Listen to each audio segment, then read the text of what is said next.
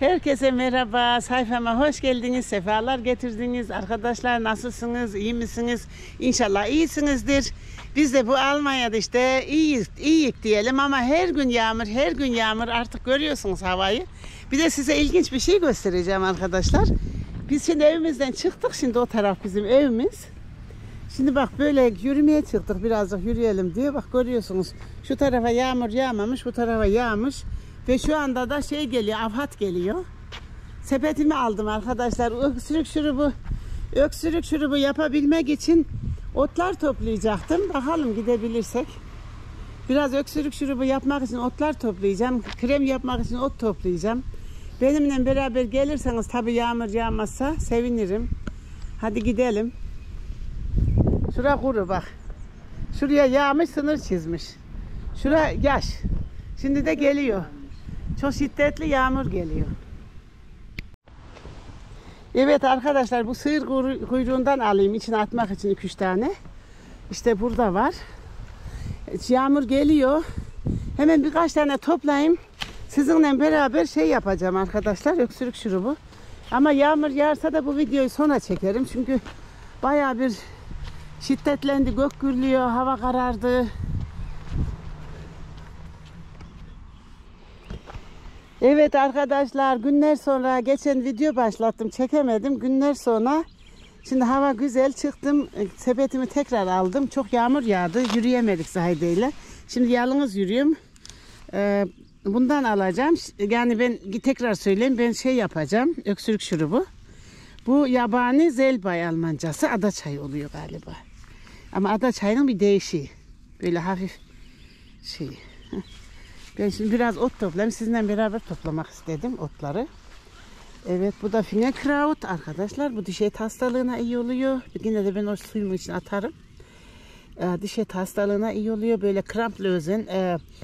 Kramp giriyor insanın bacaklarına falan, ona fayda oluyor. Gördüğünüz gibi. Cildi sıkılaştırıyor. Cilde maske yapılabilir. Saçlar yıkanabilir. Şimdi ben eşimle gidiyorum ormanlara doğru. Biraz toplamam gereken otlar var. Onu toplayacağım. Şu öksürük şurubu yapacağım. Sizi de günlerce video da çekemedim. Hem yağmur yağdı, hem biraz boğaz ağrısı olduk. Gerçi ben otlardan kaynadım, içtim. Sonra arkadaşlarım diyordu öksürük şurubu nasıl yapılır diye yazan olmuştu önceleri. Bir de video çekeyim dedim. Bizimle beraber bu ormanlara girerseniz teşekkür ederim. Evet arkadaşlar, bunu almayacağım. Bu küçük distel. Bu akciğer yağlanmasına çok iyi. Çay yapılabilir, salat yapılabilir. Dikenli gerçi. Çok az bir dikenli. Şunlar çok faydalı, şu gördüğünüz. Ben yine de bunlardan birkaç tane alayım. Akşam hem çay, yarın da kış için öksürük şurubu yapacağım. Şunlardan da sökebilirim. Burası yumuşak mı acaba? Distel böyle. Küçük distel yani. Büyük distel değil. Aynı şifalı bu da. Akciğer yağlanmasına çok iyi. Akciğer yağlanması olan varsa bu harika. Bunu toplayıp çay yapılması lazım. Şöyle. Bunun yaprakları yenir, dikenli ama kökleri yenir. Distel. Türkçesi ne oluyordu? Türkçesini hatırlayamadım. Bu distel. Küçük distel. Evet, en önemli ana bitkiyi buldum. Spitzwegerlich, ince sinir otu. Bunu topluyorum. Bundan ben öksürük şurubu yapacağım kış için. Bu böcek ısırıklarına iyi oluyor. Şeker hastalığına çok yiyip de böyle ağırlık olunca üstüne çiğneyince iyi oluyor. Bu yani her türlü damar hastalığı, her hastalığı kullanabilirsiniz. Ama tedavi amaçlı olması için 10 gün çay olarak içilmeli. Şöyle. İşte yağmur yağdı. Aslında yağmur hiç yağmadan toplanması lazım. Çünkü polenler üstünde oluyor bitkilerin. Dün çok yağmurluydu. Bugün hava iyi. Evet. Güzel güzel büyümüşler. Şu tohumlarından da alayım. İşte tohumlar da böyle. İşte bu şekil görünüyor.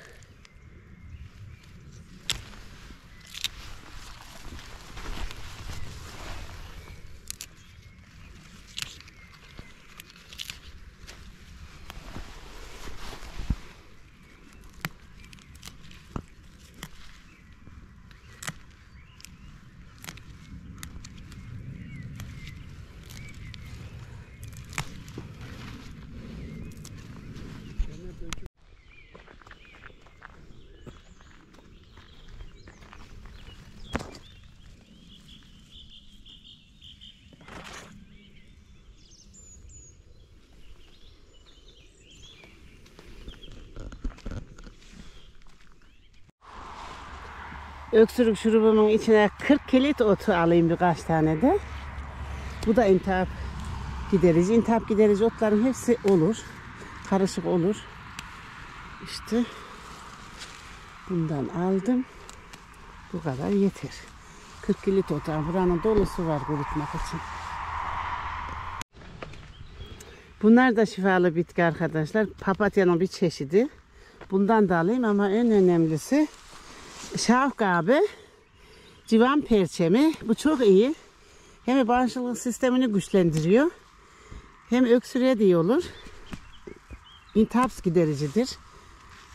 Böyle alayım öksürük şurubumun içine koymak için. Şu neymiş? Bu da şey olabilir. Kokulayım. Evet, bu da çok güzel kokuyor. Başka ne var? Ondan da aldım. Tam aradığım ot. Pelin otu. İşte burada varmış. Birkaç tane de pelin otu alayım. Gerçi bu açıldıktan sonra toplanır. Kıyamıyorum. Ama çok az alayım öksürük şurubumun içine. Pelin otu nasıl görünür? Onu da bir göstereyim. Koparmak çok zor. Pelin otunun böyle arka tarafı beyaz. Şöyle önden bakınca yeşil. İşte şimdi tam ortaya çıktı. Gövdesi kırmızı. Bu pelin otu. Belki bunu ben ayrıca bir çay yapar içerim. Harika. Şu gördüğünüz beyazlar da arkadaşlar yoğurt otu. Bu beyaz yoğurt otu. Sarı yoğurt otu açmamış. Onu açtığı zaman onu tanıtırım. O gerçek yoğurt otu. İşte böyle. Bir de bu yoğurt otundan alayım. Şurubun içine koyarız. Şöyle. Ama yapışkan olmayan beyaz yoğurt otu. Bu pelin otu. Evet. Şimdi sepetim doluyor. Uzunca bir yürüyeceğiz. Bugün eşimle çıktım. İşte burada da şafkabe var. Şafkabe. İşte bunlar. Ne diyorduk? Bu civan perçemi. Şifalı bir bitki. Aşırı şifalı. Bunu da koydum sepetimin içine. Bu da pelin otu. Görüyorsunuz, bu da pelin otu. Güzel güzel duruyorlar. Sonbaharı bekleyelim. Onlar olgunlaşsın, toplarım. Türkiye'dekiler bilir mi bilmiyorum. Ama burada bu meğeretik. Ama ne kadar da sümüklü böcek dallarını yemiş. Bu çok şifalı bir bitki. Bunu dalından alayım yemek için. Bunu aşırı derecede aşırı acı. Yeme imkanı yok ama bütün böyle grip olduğumuz zaman harika. Hemen iyileştiriyor. Bu meğeretik Almancası. Yani Türkçesi, şu dalı da alayım dur. Türkçesine çevirince meğeretik ne olur? Turpların en acısı. Hepsi görüyor musun? Yazık, ne kadar sümüklü böcek girmiş. Bir dal aldım sadece. Kökünü sökmem lazım sonbahar gelince. Turp, yani bu turpun ruhu mu denir artık? En kuvvetli. Yani ağza alınmayacak kadar acı. Yabani. Arkadaşlar tam kamerayla kapatacaktım. Her videomda gösterdim. Burada da göstereyim. Hatta bundan biraz alayım. Aşırı şifalı bir bitki arkadaşlar bu. Bu kadın mantosu. Bak böyle çiçekler açtı. Bunu süs bitkisi olarak da büyütüyorlar. Almanların bahçesinde çok var. Burada da belki atmışlar. Çünkü bu üretilmiş olanı. Yabanisi daha küçük. Bunlar çok büyük. Galiba buraya saksıyı döktüler. Oradan büyümüş. İri yapraklı, iri. Yabanileri daha bence iyi. Şurada bir tane bu yabani. Gördüğünüz gibi bundan alayım ben. Çay için. Şurubun içine de katarım. Kadınlar üzerinde çok etkili ama hep bütün otlar intihap gidericidir. Bundan da aldım. Bayağı ot topladım öksürük şurubu için. Ay, burada da çıkmış benim şeyler. Baldıryan. Bir şafkabe var.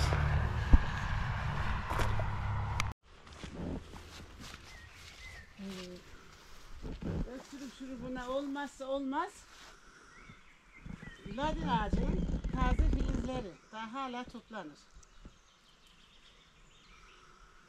Bugün yağmur yağmadı. Her gün yağmur. Bu çok iyi. Bu aşırı ilaç bu.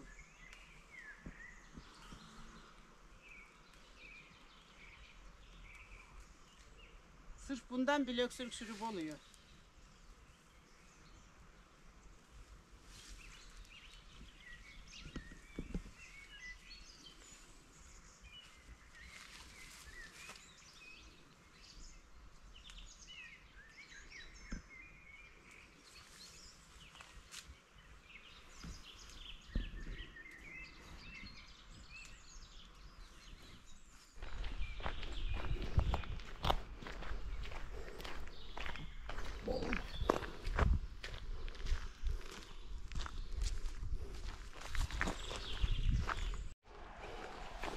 Ben bundan da alayım arkadaşlar. Bunun adını Türkçesini bilmiyorum. Bu şekil görünüyor. Almancası Waldsister. Bir nevi ada çayına benziyor. İşte böyle. Yani bu sene de bu bizim buralar yağmurdan mahvoldu. Bitkiler hiç büyümedi.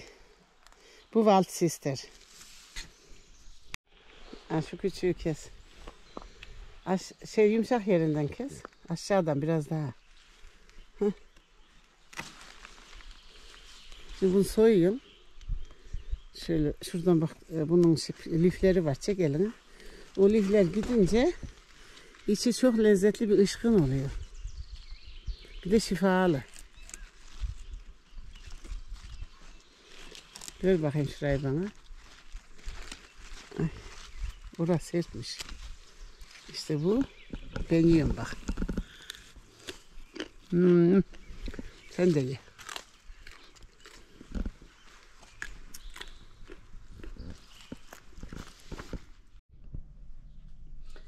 Evet arkadaşlarım, otlarımı topladım getirdim. Bu gördüğünüz gibi Spitzwegerlik bu şekil görünür. İnce uzun böyle. Bunun 3 cinsi var. Hatta 4 cinsi var. Bir yolun kenarında büyüyen küçük küçükleri var. Böyle damar damardır. Damar otu da oluyor. Ama ince olanı, bunun her cinsi aynı değil arkadaşlar faydaları. İnce sinir otu toplanır. Bu öksürüğü kesiyor arkadaşlar. Akciğeri temizliyor. Akciğerdeki bütün balgamları söküyor. Yani iltihaplaşmayı söküyor. Her türlü hastalığa iyi. Gözleri iyi. Şekeri düşürüyor. Tansiyonu düşürüyor yemekten sonra yiyince. Ama öksürüğü de şırp diye kesiyor. Yani böcek ısırıklarını yoluyor. Şu da pelin otu. Pelin otu da çok şifalı bir bitki arkadaşlar. Öbür videolarımda anlatmıştım. Ondan bir dal koyacağım böyle. Bu 40 kilit otu. Almancasını şu anda hatırlamıyorum. Bu da Schafgarbe. Schafgarbe'yi de çok anlatmıştım. Bağışıklık sistemini güçlendirir. Kanamaları durdurur. Vücudu sıkılaştırır. Harika şifalı bir bitki. Akciğeri bu da temizler. Bu da çok şifalı bir bitki arkadaşlar. Bu ikisi de yani bunun cilt üzerinde de çok faydası var. Bu da ladin ağacı tomurcukları taze. Yani tomurcuğu yoksa bile filizleri pardon. Filizi yoksa bile siz kendiniz ladin ağacının dallarını kullanabilirsiniz. Bu da kekik nane diyecektim. Bahçemden topladım. Bunu da gördüğünüz gibi dağdan toplamıştım. Yaban kekiği. Bu bahçe kekiği. Bu kadın mantosu, aslan pençesi. Evet. Arkadaşlar 1 kilo 300 gram kadar suyum vardı. Tam çekiyordum çekmemiş. 1 kilo şeker döküyorum. Yarısını döktüm. Şimdi bu kalanı da döküyorum içine. Bu kaynasın. Ona doğramış olduğum Spitzwegerlikleri içine koyacağım. İşte temizledim, doğradım bunlar Spitzwegerlik. Burada kekik var. İşte diğer otlarım var. Bunları şimdi burada kaynatacağım. Suyun içine koyacağım. Ve bu 48 saat bekleyecek. Şimdi beraberce koyarız. Evet, suyumuz yavaş yavaş kaynıyor.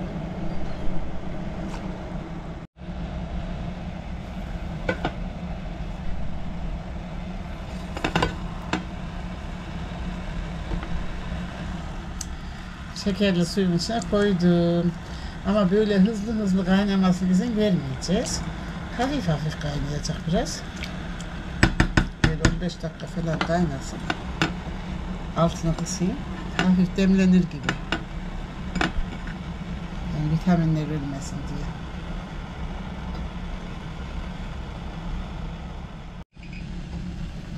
Evet, 15-20 dakika böyle hafif hafif kaynatacağım. Şu anda kaynıyor. Gördüğünüz gibi. Sonra içine kesmiş olduğum limonları katacağım.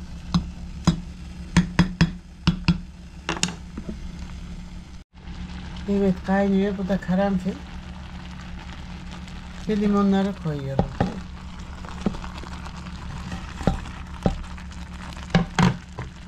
Biraz da limonlarla kaynasın. Ağzını kapatıp buzdolabına koyacağım. Orada 2 gün bekleyecek. Sonra tekrar çıkarıp tekrar kaynatacağım.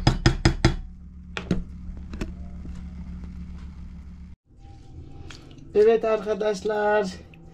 Bu tam 2 gün bekleyecekti ama zamanım olmadı. Bitki okuluna gitmiştim. Bugün 3. gün. Şimdi ben bunu süzeceğim, öksürük şurubunu.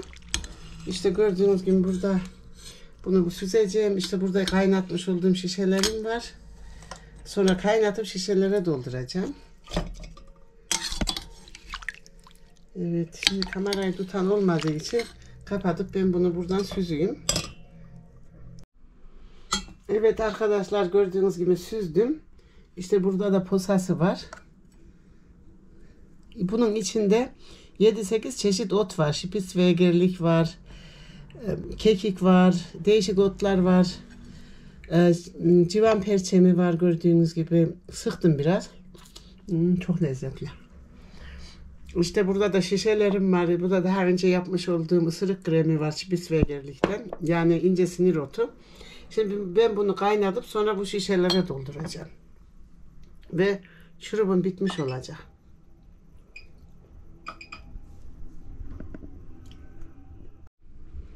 Evet, kaynatmadan önce kendime bir soğuk içecek yapayım. Çünkü bu buzdolabından çıktı. Şöyle şurubumuzdan da biraz buraya koyalım. Evet, böyle afiyet olsun.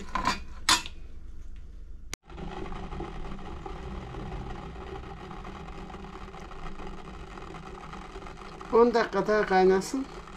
Bu şişelere dolduracağım. Öksürük şurubu içeceği yaptım. Harika tadı var. 7-8 çeşit ormandan topladığım otlardan yaptım. Şimdi onları vakumlayacağım kaynadıktan sonra. Kısa bir çekerim. Beni buraya kadar izlediğiniz için teşekkür ediyorum. Dostça kalın, hoşça kalın. Gönlünüze sevgi dolsun, ömürleriniz güzel olsun arkadaşlar. Bir sonraki videoda görüşmek umuduyla.